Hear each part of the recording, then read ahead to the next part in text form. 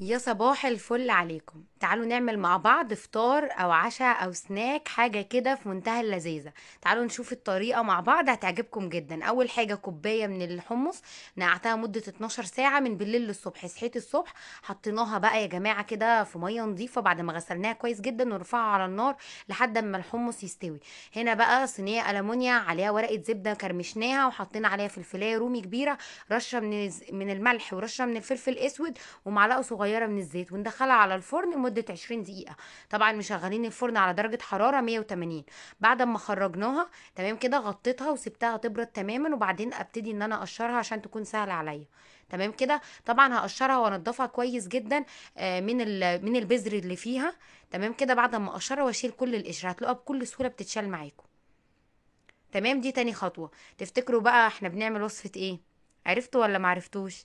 تعالوا بقى نكمل بقية الخطوات بعد بقى ما اخلص تقشيرها كله. طبعا انا الحمص بعد ما سلقته اني انا صفيته تمام كده، وحطيته على مصفى. كوباية من الحمص حطيت عليها الفلفل الرومي، والمية اللي نازلة من الفلفل الرومي برضو هنضيفها على الحمص.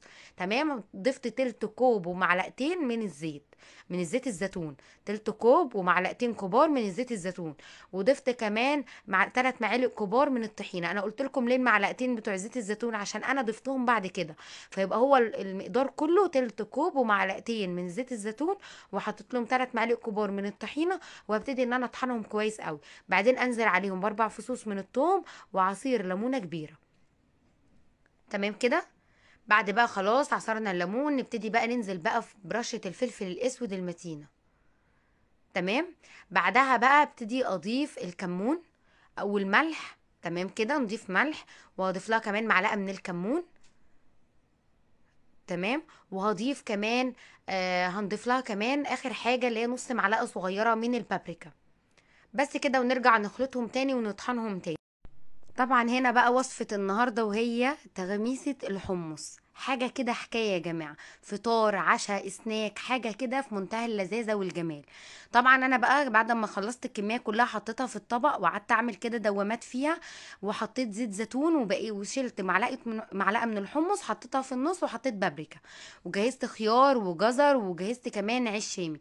عايزة اقول لكم ان هي تحفة جدا بالعيش او بالخيار والجزر كسناك.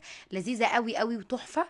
وتاني حاجه انا عايزه اقول لكم ان بتبقى خطيره مع الطعميه. الطعميه السخنه خطيره خطيره يا جماعه. نحطها كده في الساندوتش ونحط عليها الطعميه، او كمان نحط عليها بطاطس محمره. عايزه اقول لكم هي في كل اشكالها وفي كل حالاتها تحفه وجميله جدا. ويعني في منتهى الجمال، طعمها يعجبكم جدا، وفي نفس الوقت تغيير وفطار حلو قوي ولذيذ. تقدروا تعملوها فطار زي ما قلت لكم، او نقدر كمان نحطها عشاء او سناك جنب اي وجبه. ممكن كمان نحطها جنب وجبات اللي هي المشاوي.